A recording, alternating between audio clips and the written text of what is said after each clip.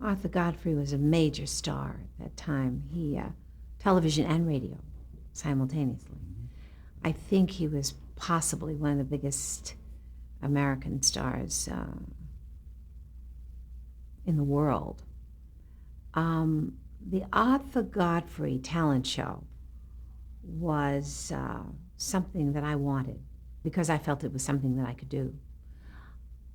I was in the High School of Music and Art, and my friend, whose name was Alyssa Oppenheimer, we rehearsed sometimes together, and she played a lovely song called Tenderly, which became a hit by Sarah Vaughan, major hit, and I tried to emulate Sarah Vaughan, and we decided that we were going to audition for the Arthur Godfrey show.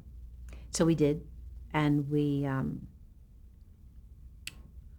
filled out this card, and we called ourselves Oppenheimer and Johnson, and the card goes in, and they come out, and they call you in a little waiting room. Oppenheimer and Johnson, and we went inside, and everyone thought it was hysterically funny because they thought they were going to see an old comedy team, Oppenheimer and Johnson, and then walk these two 17-year-old girls, or 16, whatever we were. And I was fortunate because they asked if I would come back again without my friend Alyssa, and she was thrilled for me, so much so that she called me in the middle of the night, and she said, you know, your name, I'm going to change my name, and I think you should change your name. And I said, I don't care about my name, I just want to get on the show. No, she's very important, because Diane Johnson, it's too boring, and Alyssa Oppenheimer is too boring, and I think I'm going to become Lisa Collins, and why don't you call yourself Diahann Carroll?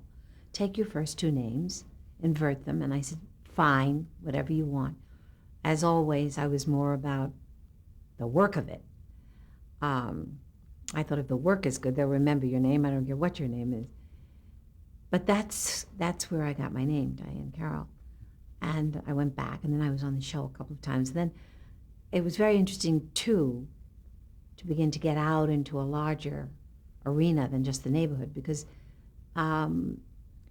Arthur Godfrey was very, very attracted to my mother.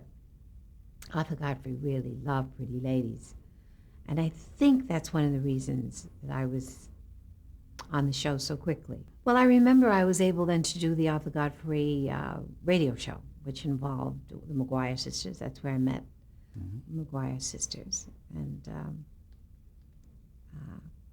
Phyllis, I think, went on to become the most infamous of the three girls.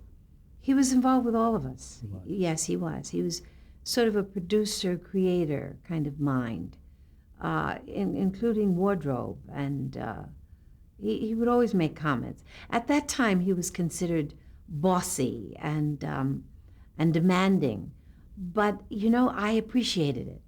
I liked the fact that he had something to say about what I was wearing, what I was singing, and that he had something to say about almost everything.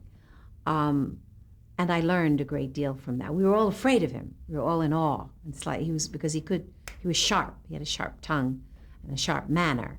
But I didn't care as long as I was getting information. And then again, you know, very strange, but there's something about my upbringing that whenever I was in the presence of that kind of I will control, I always spoke my mind. I always said, you know, there's another way to work. We don't have to work this way. For some reason, I was a young woman who was in love with the song, Why Was I Born? It seems to me I sang it wherever I went. I don't know what that song meant to me, but maybe it was just vocally a wonderful showy, kind of melodic. I probably sang Why Was I Born, or maybe More Than You Know, something that was very heavy romantic. My parents were not enamored with the thought of my becoming a part of show business.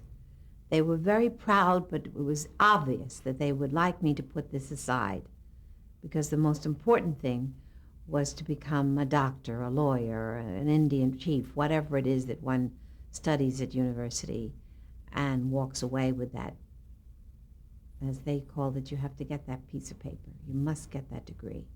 So it was a double-edged sword for them each time I performed.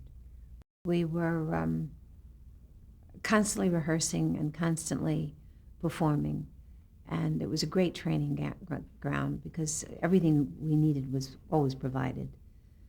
I'm very grateful to those early days on CBS with Arthur Godfrey. I think the style was beginning to evolve, but the seriousness of rehearsing, the seriousness of the business of it was certainly in the air. Everyone was very, very serious about what we were doing.